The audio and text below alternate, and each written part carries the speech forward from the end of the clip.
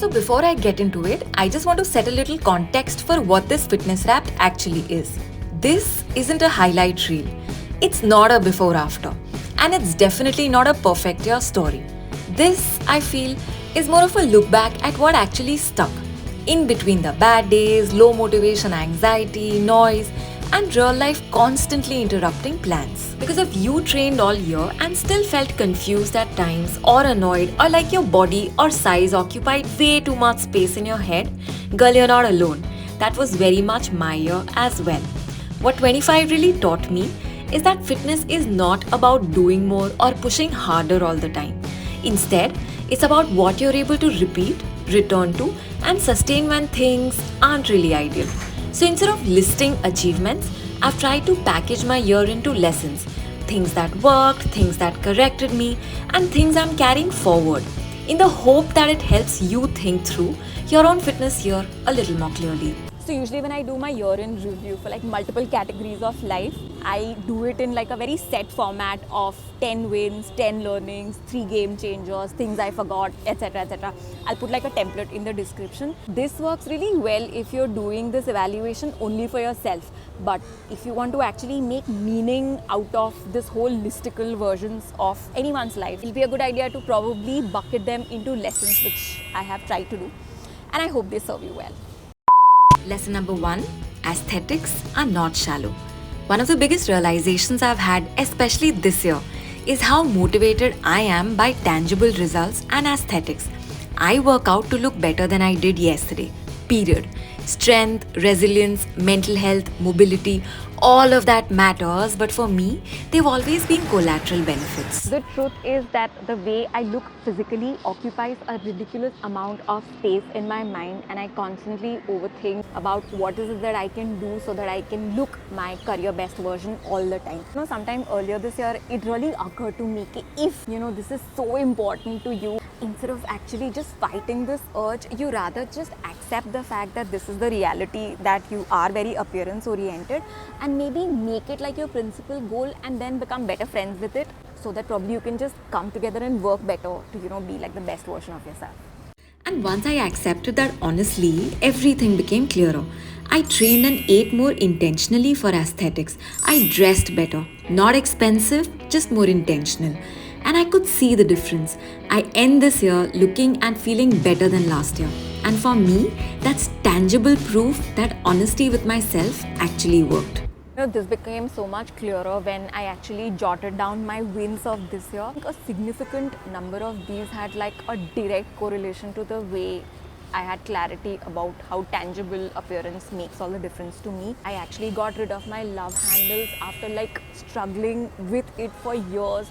The fact that I actually dressed a lot better, the fact that I even have YouTube videos made is proof for the fact that I think I'm a little more confident about the way I look and feel. So for me, lesson 1 was simple. Once I stopped feeling guilty about caring how I look, everything became so much clearer and easier. I trained more intentionally, I dressed more intentionally, and I showed up with a lot more honesty and presence. And that changed everything. Lesson number 2, systems beat motivation every single time. Something else this year really reaffirmed for me is how much systems matter more than motivation. So just like everyone else, even I have my share of some really, really dark and bad days. There are days when I'm scared, depressed, anxious, angry, overwhelmed, lost, clueless, and a million other things. But at the end of the day, I sort of identify this terrace and this gym as a part of my identity, as a place that I have happy memories associated with. So regardless of how everything else goes on in my life and how I even feel, I make it a point to center back here. You know how a compass moves, wherein you have like this one place which always remains constant. I think over the years, I have sort of just trained myself to believe that this is the compass that I always have to fall back on. And this itself just naturally brings all the consistency to me. Over time, I also became very intentional about protecting this consistency. I cut out anything and anyone that clashed with it, because I realized it's not enough to just want results. Your life also has to be organized in a way that protects the things that matter to you. And honestly, I didn't do anything extreme or dramatic this year. I just showed up. 5 days a week, almost every single week of the year, except during my period days and Navratri fasting. I followed pretty much the same movements all year and only changed the intensity, combinations, reps, pace, and range. Also, instead of obsessing over numbers like calories, BMI, steps, or weight, I just focused on simple everyday movements. Walking more, running errands on foot, staying active through the day. So for anyone who is like remotely known me in life knows that I am probably not very good with numbers. And anything that keeps me away from numbers and still helps me achieve the goal sort of gets the job done for me. So instead of getting caught up in numbers and complex fitness trackers, I'd much rather let the mirror tell me what I need to know. So I focus on simple, consistent workouts and movement outside the gym that supports my goals without feeling the need to overcompensate during my trainings. That way, my everyday activity works with my fitness and I can stay on track without the math overwhelm. And the same went for protein. I did not overcomplicate it. Based on my body, goals, and intensity of my workouts, I worked out that I need roughly about 70 to 80 grams a day at the lowest calories possible. Once I had this number in mind, I just worked backwards, found cleaner, higher quality options that fit my budget and stayed consistent with them. And once again, this year reminded me that boring systems repeated calmly and consistently beat motivation every single time. Next is what I jokingly call rest learned in pieces. This was the year my body enforced boundaries through injuries and fatigue, not as a punishment, but as feedback for how far I was pushing myself. So this year I actually got injured a lot and very often. I think half the year I was actually wearing like bandages and finishing like tubes and tubes of oxygel, which is a pain relief balm. But to be really honest, I see it not as a problematic thing, but more so as something that I was trying to do beyond my comfort zone. Sometimes it was stupid, sometimes it was plain risky. I've always believed that there's like a very thin line between extremes, and once you have the courage to actually walk through this thin line is when you actually win in life. And while pushing myself that hard did help me grow, it also showed me the other side of things. What happens when recovery is completely missing? So another thing that I learned the very hard way was the fact that I do not invest a single minute in recovery. And when I say recovery, it's not like these fancy massages or someone like stretching you out of the way, etc. But basic stuff, yeah, to be able to sleep a little longer on one of the days, to be able to warm up or stretch to like my full capacity, and getting a deep tissue massage, you don't even know how necessary it becomes for anyone who lifts weights. Because I felt guilty for doing anything other than hard, aggressive work. I had some serious repercussions, wherein I woke up sore a lot more often. My injury proneness just peaked. I was not able to lift to my full potential. And sometimes I think lessons learned the hard way live with you for longer. So I had to support my body better from the inside. I became more consistent with collagen, and over time I could genuinely feel my recovery getting so much better. Now I started doing warm-ups and stuff a lot better, a lot more often. Why do you even think I made a video about, why warm-ups are so important? I don't know about you. I made it as a message and a lesson to myself that, boss, if you think you're an influencer, why the hell do you not warm up in the first place? And one last reminder, a lot of us feel tired or injured even without overtraining, simply because our minds are stuck on a constant screen time dopamine treadmill. When the brain never slows down, the body never truly recovers. So next year, I'm not just recovering my body, I'm learning to recover my mind on a high priority basis too. Lesson number 4, more is not the answer. And the truth is, you only understand that after you've spent enough time on the do more, push more side of things, where effort stops helping and slowly starts hurting a lot. So a side effect of being madly consistent and like to some extent hyper obsessed with exercising is that over a period of time you'll realize that you start overdoing things. Especially if you're someone who's actually grown up as a fat kid, worked unnaturally hard to be able to get rid of that fat. So if that remains the case, now you will constantly have like this fear and paranoia surrounding you all the time. What if the results stop coming? What if I plateau again? What if I become fat again? And what if I run out of solutions? And it's because of all of this baggage that forever lives with me. I just kept doing things disproportionately hard.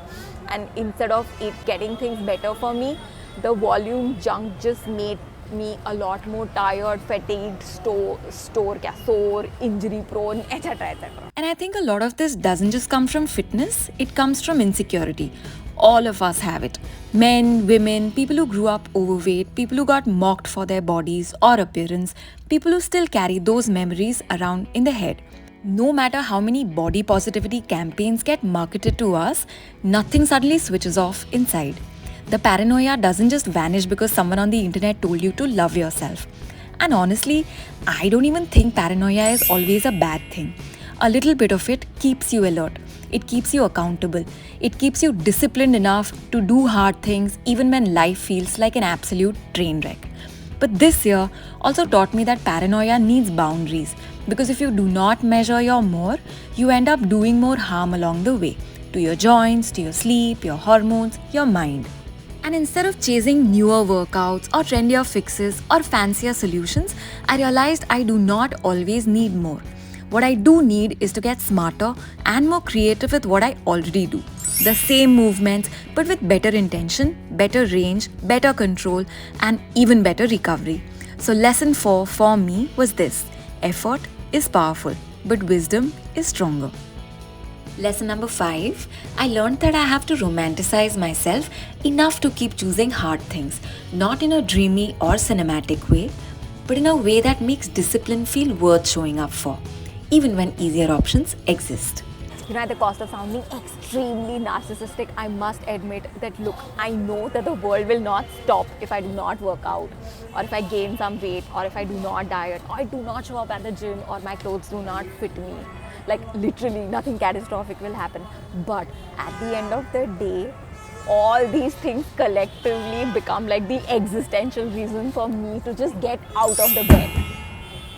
But what I've realized is, even if the world doesn't change because of it, I do.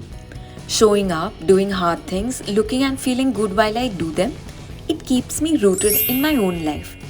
A lot of this comes from the fact that for most of my earlier years, especially when I was like 123 kilos, I never documented anything. No reflections, no footage, no memory of how hard I was trying. And I don't want to move through my own life like a blur again. So now I record, I write, I film, I speak, not because I think I'm going to change the fitness universe, but because it keeps me in conversation with my own growth. Because when I plateau, or when a size doesn't fit, or when a video underperforms, nobody can really solve that for me. At best, your mom tells you that you're amazing, but beyond that, it's just you, your best friend and your worst critic, living in the same body. And documenting my journey helps me meet both of them honestly. So the last lesson I'm taking forward is this: I will keep showing up, observing myself, obsessing over myself, recording my journey, refining who I am, not because the world demands it, but because I do. And that, for me, is reason enough. Of course, a lot of things also got left out. Like I did not do cardio. For someone who's actually made videos about fire and ice workout and how it helps your skin anti-age and glow and become thin, I did not do cardio because I just have such a rock solid block in my head against it. Of course, injuries also played like the side character, supporting the fact that yes, I should stay away from anything that causes like problems to like my joints, which were already very vulnerable this year. But having said that, yes, I did not do cardio. I did not meditate, for the number of people that I have actually converted to get into like serious mindfulness practices and meditation. The fact that I do not meditate despite me being like an absolute amusement park of whatever that could, anxiety and ADHD can do wrong to your head. Yes, I don't like the fact that I did not meditate at all. And 1 hour later. so guys, this was my fitness wrapped for 2025. Like I said, glitchy, messy, the day changed to night. But I really hope that my lessons are useful to you in looking back at your journey and probably planning ahead. I wish you the best of 2026 ahead together, and I'm going to see you in the next one. Bye.